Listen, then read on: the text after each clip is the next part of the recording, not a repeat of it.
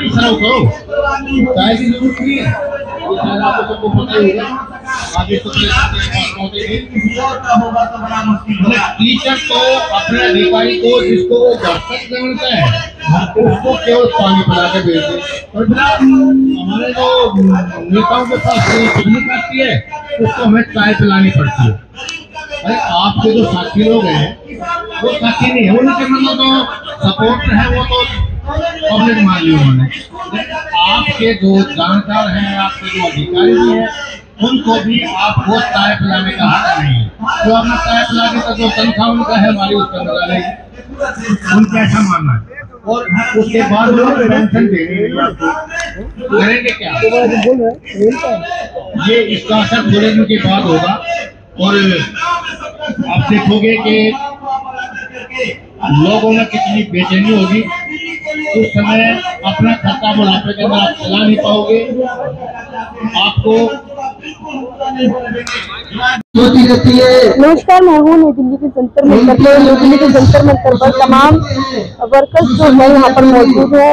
पुरानी पेंशन को लेकर के ये लोग आए हैं। इनका कहना है कि पुरानी पेंशन जो है उसकी बहाली होनी चाहिए।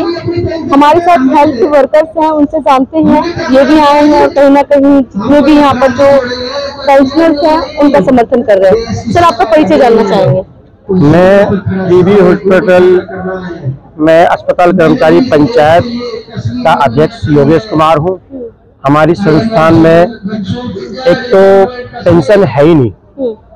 जब ये संस्थान गवर्नमेंट के अंडर में गई थी 91 में, तो जो हमारे उच्च अधिकारी थे उन्होंने अपने फायदे के लिए हमारे को पेंशन में डाला नहीं, ईपीएफ में डाला। अब प्रोविडेंट फंड में, तो प्रोविडेंट फंड का ये था कि जब रिटायरमेंट पे तुम्हें सारा पैसा एक साथ मिल जाएगा। उस पैसे से अगर हमने रिटायरमेंट के समय लिया और हमारे बच्चों ने वो छीन लिया, या उसके बाद हमने कहीं उसको इन्वेस्ट करा या कोई प्रॉपर्टी खरीदी, हमने वो कहीं इन्वेस्ट में हम कहीं गलत जगह प्रॉपर्टी में फंस गए तो हमारा पैसा सारा वो चला गया। इस बीच में हमें जब ये मतलब यूनियन से जुड़े तो हमें पता लगा कि हमारा बुढ़ापे का सहारा नहीं है, तो हमारी यूनियन ने उस पर केस किया। तो हमारा कोर्ट में केस चल रहा है। हमारे पास इप्सप ऑल इंडिया फेडरेशन के लोग जब आए तो उन्होंने बताया कि लड़ रहे हैं। हमारी ज्वाइनिंग मेरी ज्वाइनिंग 2012 में हुई, तो हमें पता लगा हम एनपीएस में हैं। सरकार ने एनपीएस क्या बनाया है क्या नहीं, इसके हमें पूरा ज्ञान नहीं है। हम एनपीएस में चले गए। जब इसका हमें पता लगा, इसके जो अध्यक्षता अजय वीर यादव जी कर रहे हैं, जो टीचर हैं, टीचर मंच है, उसके हमने उनको सपोर्ट करा और हमने जो भी जानकारी हमें पता ली टीवी के माध्यम से या सोशल मीडिया के माध्यम से, जब हमें इसके बारे में बताया तो हमने अपनी कॉन्फेडरेशन हेल्थ की जो भी सारी यूनियन, बड़ी बड़ी यूनियन है, उनसे हमने संपर्क करा। हमने बताया कि भाई ऐसे, तो उन यूनियन ने भी हमारा मुद्दा सबसे ऊपर रखा और ये कहा कि हम भी इनको सपोर्ट करेंगे। तो इस इप्सप के माध्यम से आज हम यहाँ जंतर मंतर पे एकत्रित हुए हैं, इनको ये सपोर्ट कर रहे हैं कि भाई पुरानी पेंशन बहाल हो। और जैसे कि अब 2024 में इलेक्शन है, तो हम सरकार से अपनी मांग मांग रहे हैं कि हमें ओल्ड पेंशन हटा के न्यू पेंशन हटा के, तो बहाल कर भी देगी, वो कर दी है। लेकिन देखो कुछ सरकारी जो सरकार कांग्रेस की सरकार है या कोई और सरकार है, कि कोई इतना मुश्किल कार्य नहीं कर सकती है। हाँ, सरकार कर सकती है, सरकार के हाथ में सब है। लेकिन सरकार कर्मचारियों का संगठन देखना चाहती है कि कितने लोग इससे जुड़े हैं, कितने लोगों की मांग है। इसमें नुकसान हो सकता है। हाँ, नुकसान देखो, नुकसान सरकार पहले भी झेलती आई है। नुकसान सरकार पर कोई नुकसान नहीं है। इस तरफ ये जो सरकार है फुल बहुमत से आई है और इसको सारा कुछ पता है नुकसान फायदे का। लेकिन ये सरकार जब जागती है, जब कर्मचारी एकत्रित होते हैं, ये हमारा संगठन देखना चाहते हैं। तो अभी हमने जब देखा कि इस सब के अंदर ऑल इंडिया लेवल पे सभी यूनियनें इकट्ठी हुई है, इसमें सारी यूनियनें एक साथ ऑल इंडिया लेवल पे जुड़ी हुई है। अभी ये दिल्ली कमेटी की यूनियन है जो आप अभी यहाँ धरना दिया है, इसके बाद ऑल इंडिया लेवल पे जंतर मंतर रैली मैदान पे हमारा बड़ा आंदोलन होगा।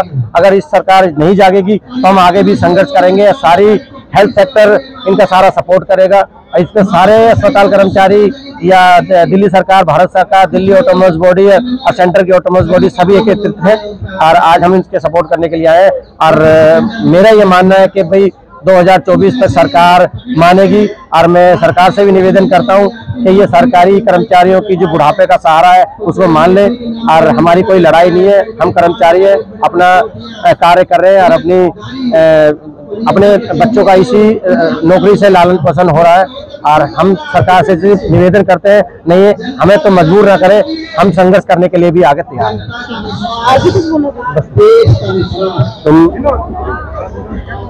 नमस्कार, मैं हूँ नई दिल्ली के जंतर मंतर पर और नई दिल्ली के जंतर मंतर पर पुरानी पेंशन योजना बहाली की मांग को लेकर के धरना प्रदर्शन किया जा रहा है। Indian public service employees federation द्वारा जो है ये धरना प्रदर्शन किया गया है। सर, आपका पूरा परिचय जानना चाहेंगे। मेरा नाम योगराज चंदेलिया है, अखिल भारतीय केंद्रीय विद्यालय नॉन टीचिंग स्टाफ एसोसिएशन का राष्ट्रीय अध्यक्ष हूँ। और इससे जो हमारी संगठन है सब ये सरकारी कर्मचारियों के बहुत सारे संगठनों को बनाया हुआ एक संगठन है। जो डिमांड्स डायरेक्ट हम अपने प्लेटफॉर्म पे नहीं लड़ पाते हैं वो इप्सब के मानते, जिससे सीधी हमारी सरकार की लड़ाई होती है। उसमें सारी फेडरेशन मिलकर फेडरेशन बनाकर एक ही संगठन बनाया गया है। मैं केंद्रीय विद्यालय से हूँ, योगराज चंदेलिया। सर, आज आप लोग पुरानी पेंशन की बहाली को लेकर के आए हैं। लगातार आप लोगों के धरने चल रहे हैं, पहले भी आप लोगों ने ये मांगे रखी है। सरकार क्या लगता है क्यों नहीं सुन रही है? और कई राज्यों में तो बहाल कर भी दी गई है जी राज्य सरकार द्वारा। जी बिल्कुल, राजस्थान सरकार, पंजाब सरकार, अभी नई सरकार बनी हिमाचल की, उन्होंने भी पुरानी पेंशन बहाली के लिए आश्वासन दिया, बल्कि कर दी भी है। हमारी ये डिमांड बहुत दिनों से, क्योंकि शुरू में जब ये नई पेंशन लागू की तो कुछ लोग इसमें जागरूक नहीं थे कि इसका क्या नुकसान और फायदे हैं। लेकिन आज जैसे जैसे ये आगे बढ़ता जा रहा है तो इसमें पता चल रहा है कि एम्प्लॉय का जो इसमें बहुत ज्यादा नुकसान है, कोई फायदा नहीं है। आज अगर कोई एम्प्लॉय किसी की डेथ हो जाती है, भगवान ना करे, तो उसको 2 से 2,500 पेंशन मिलती है। जो एम्प्लॉय 80,000 70,000 रुपए तनख्वाह ले रहा होता है, अगर सडनली उसके साथ कोई दुर्घटना हो जाए और उसके बाद उसका परिवार जो 70,000 में चल रहा होता है वो 2,500 में कैसे चलेगा? जो पुरानी पेंशन स्कीम है उसके तहत आधी जो तनख्वाह लास्ट में ले रहा होता है एम्प्लॉय, उसकी आधी तनख्वाह जो है उसको पेंशन के तौर पर मिलती है ताकि उसका परिवार चल सके।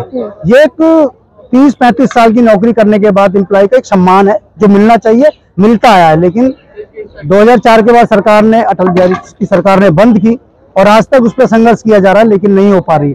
लेकिन अब हमें उम्मीद जागी है, क्योंकि 4-5 राज्यों में सरकारों ने जो है इसको बहाल किया है, तो आने वाले इलेक्शन में ये हमारी इप्सब की ओर से तैयारी है कि जो भी पेंशन की बात करेगा, जो पेंशन देगा, वही देश पर राज करेगा। मतलब 36 संगठन यहाँ पे मौजूद थे जी, आज 36 संगठन थे यहाँ पर। वैसे 108 संगठनों का समूह है ऑल इंडिया में, क्योंकि आज दिल्ली प्रदेश इकाई ने ये प्रदर्शन किया है, इसलिए दिल्ली के ही जो संगठन थे उनको बुलाया गया था। उनके भी मेन पदाधिकारी बुलाए गए थे, आम जनता को इसमें नहीं बुलाया गया था। फिर भी यहाँ पे हमारे 500 से 700 लोग उपस्थित हुए। सर, अगर सरकार नहीं सुनती है तो आगे आप लोगों का कुछ और भी है प्लानिंग? आज हमने संकल्प लिया है, पहला हमारा आंदोलन का पहला चरण है। चरणबद्ध तरीके से आंदोलन होते रहेंगे, हर महीने में 2 महीने में इस आंदोलन को जागरूक रखेंगे। और उसके बाद इन बिटवीन इस साल के अंदर ही अंदर ये संघर्ष है हमारा, ये 2023 इस संघर्ष में बीतेगा। और जरूरत पड़ी तो रामलीला मैदान में हम लोग पूरा ऑल इंडिया से लोगों को बुला के रामलीला मैदान भरेंगे।